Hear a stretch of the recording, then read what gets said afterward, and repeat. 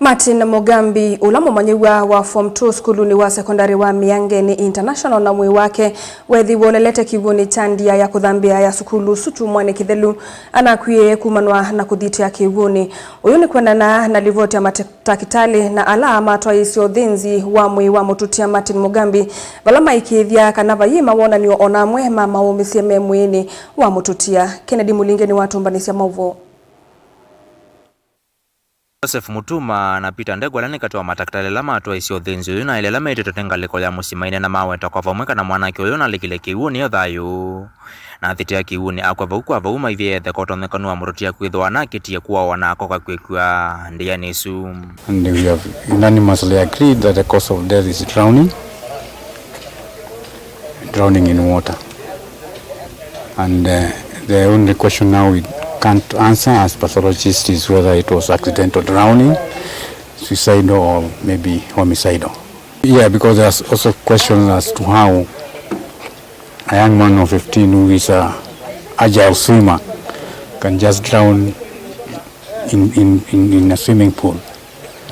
And the question of whether he was having was intoxicated or overdosed with something comes into mind, and that's why we are suspecting maybe some chemical in the body.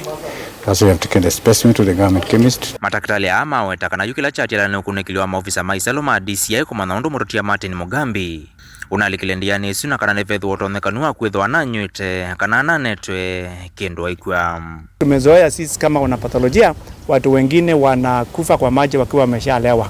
Lakini we don't expect that in a school, but it's always to be careful to check if there's any drug which was used, the boy or the student or the learner at any drugs within him. That's what we are checking. But for that, not very necessary for a child like that.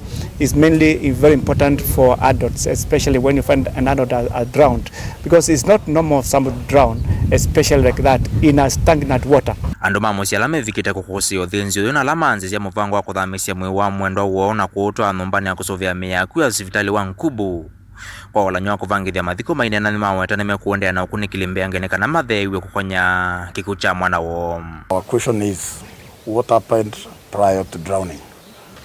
And it is evident that the school management walikataza kuona CCTV footings from the word go.